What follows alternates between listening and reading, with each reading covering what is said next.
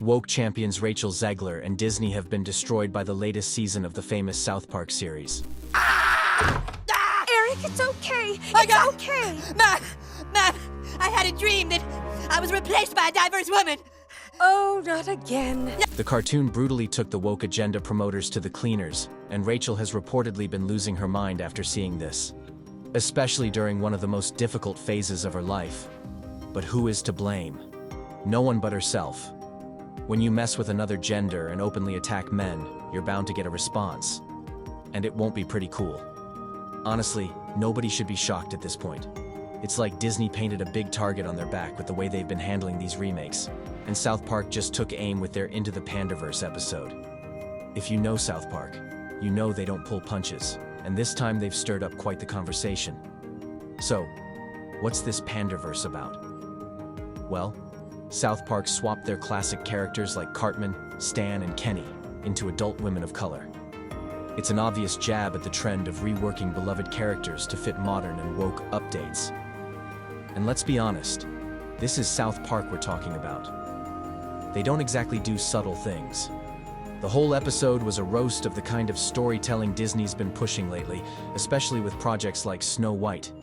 The satire was sharp, and Rachel Zegler, Disney's pick for Snow White, isn't laughing.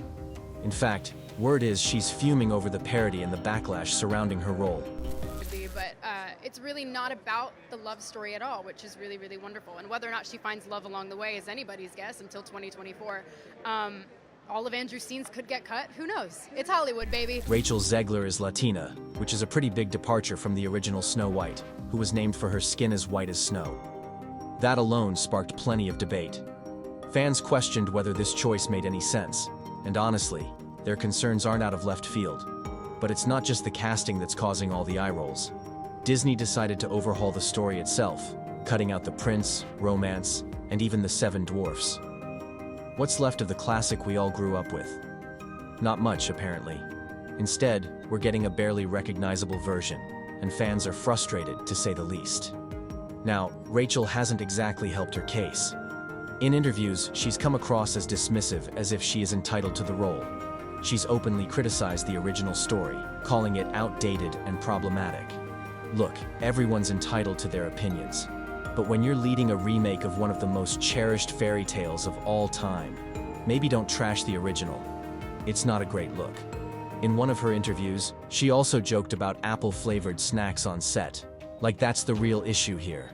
Fans are already upset about the changes, and comments like that just make it worse. Every time she speaks, she creates a bunch of problems for her. But wait, there's more. Rachel's remarks about the prince didn't sit well with people either.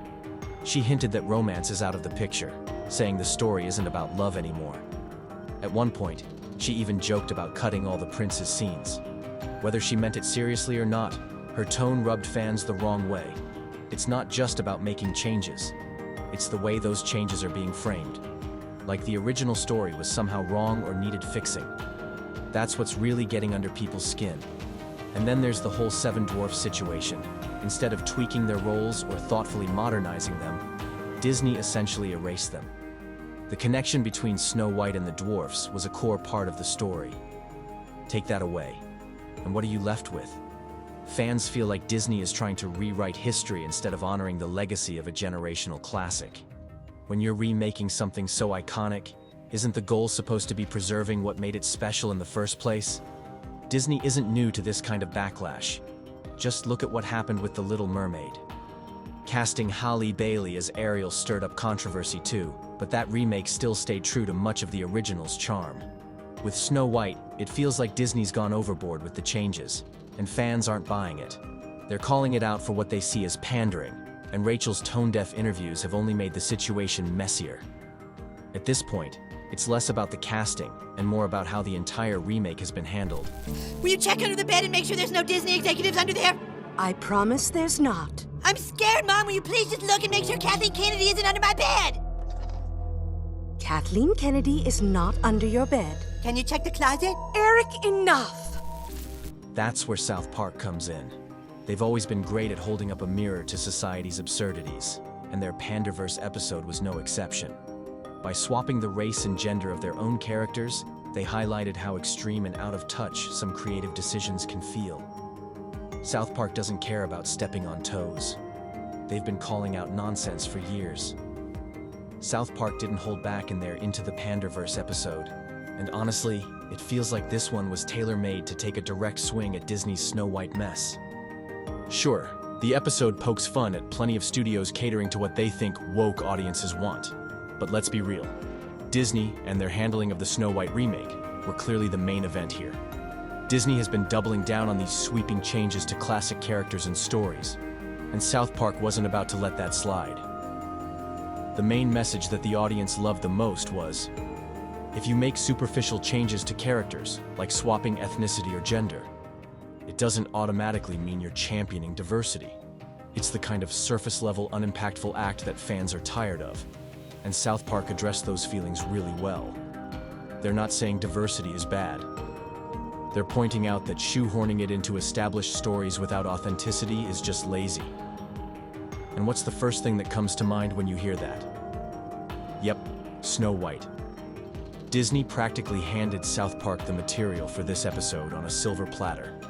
And then there's Rachel Zegler. Her involvement has become a lightning rod for criticism, and for good reason.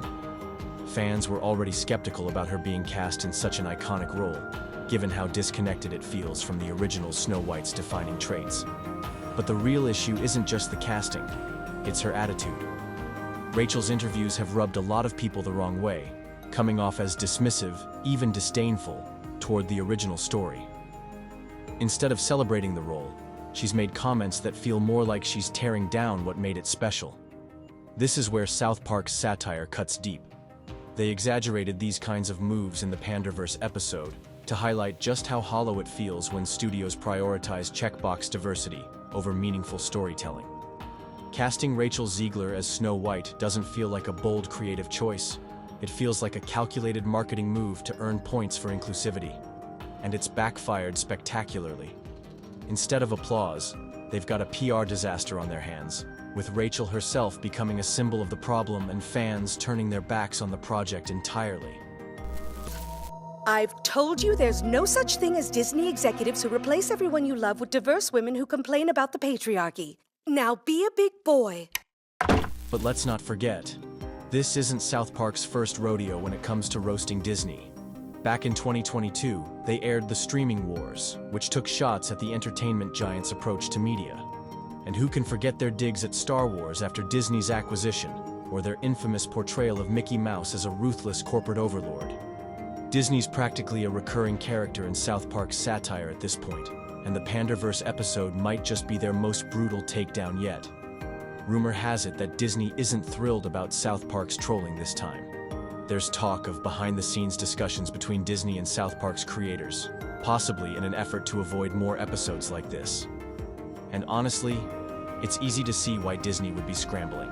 Their empire thrives on carefully crafted public perception, and South Park's unfiltered critique is the kind of thing that can shake that foundation. If they thought past portrayals of Mickey Mouse were harsh, this episode must feel like a direct hit to their brand. By trying so hard to rewrite the story to fit a modern agenda, they've lost sight of what made Snow White timeless. It's not about making her tougher or the story more progressive. It's about preserving the essence of who she is and why her story has resonated for nearly a century. So now, share your thoughts about Rachel Zegler's Called Upon Problems and South Park in the comments below. Don't forget to subscribe for more videos on celebs going woke. So, see you in the next amazing video.